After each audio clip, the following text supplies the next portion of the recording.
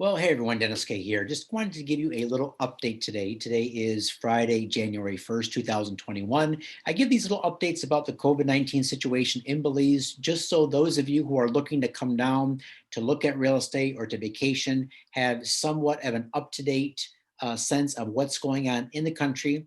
Now, I know too where a lot of you live, whether it be different parts of Europe, United States, Canada, different places that you have your own things you're dealing with as far as this pandemic goes. But in Belize, here are the latest numbers as they are published and presented by the Ministry of Health.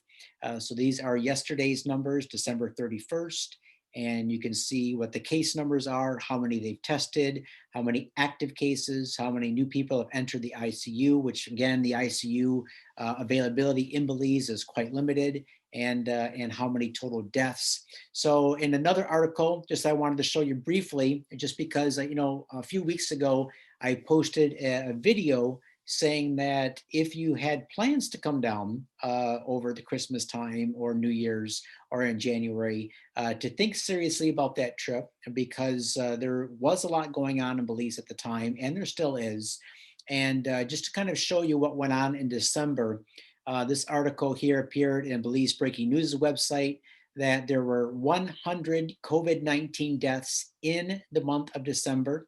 All right. Now, I know where you live, this might not sound like a big number. All right. But in Belize, with a small population, and has a big impact on the community. For example, here, there have been 248 deaths at a fatality rate of 2.3% since COVID-19 hit the country back in March. But back in March, they only had 2 deaths. And even up until and through November, there was only 148. I say only, okay, right? These are people's lives, people's mothers, fathers, brothers, sisters, grandparents. These are people here. So I don't mean by saying only to mean that's not many, because obviously every death is somebody who is loved, who's important. But look at, there was 148 deaths through November, and then in December there was an additional 100 deaths. All right, so I'm just showing you this today, guys, to say, look, with everything going on in the world, I do have clients who are on island right now. Clients have come down, they've had a great experience. They've emailed me because I said, look, tell me honestly, what was your experience? They said, yeah, you know what? It wasn't the Belize that we would have liked because of all the restrictions and the mask wearing and having most of the restaurants shut down and things like that, and not really the freedom that Belize is all about. But they still had a fantastic time. Many of them who came down were able to go and set foot on their properties that they purchased. For example, since March, we had over 80 or 90 clients who have bought property who have never set foot on them, obviously, because they couldn't physically get down there. So we've had several clients come down, physically stand on their properties, meet with builders, get some ideas, and start to move forward. But for those of you who have postponed it, because I've received a good number of emails over the past 9 to 10 days saying that you've postponed your trip. You're no longer coming down in January, February. You're coming down in April, May, June. I can't say you're making a bad choice. Let's let this wave go through. There's a lot of developments in a lot of different parts of the world right now, and no matter what your take or view on it is, I think we could all agree that waiting a few months is not going to change much, right? So I know you want to get down there. I know that those Belize waters, the sunshine, everything that you dream about, you want to get down there sooner rather than later, myself included. All right. I haven't been able to get back for some time now. Steph and I are waiting. But looking at the numbers, all right, those are the numbers. Here's what's going on.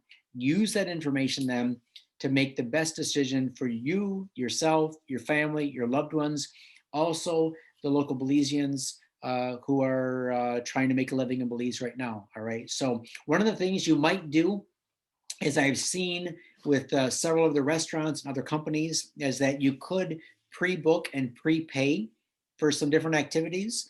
For example, if you know you're going to hit some restaurants, go ahead and buy those now, pay for those now. That will help them out.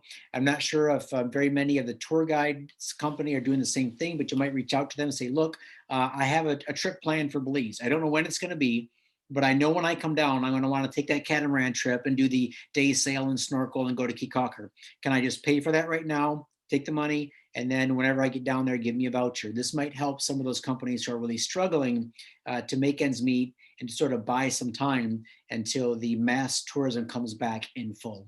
All right, so there we go. Just a little update for you today. If you have any questions, comments, concerns, if you want to get on a Zoom call with me and talk about Belize, your move, you're investing in the country, some real estate options, some opportunities for you, let me know. Hit me up with the link below and go ahead and buy me that coffee. Steph and I really enjoy our coffee, our teas, and do that. It allows us to open up a window of time to devote ourselves to you guys for a half hour, whatever it takes. This is only on the initial call, by the way, right? Because I don't expect every time you want to talk to me or email me to buy me coffee. Just the initial call, it allows us to again open up some bandwidth, talk to you, see how we can help and move forward. All right, take care. Hope you guys are doing well, staying safe, and we'll talk to you soon.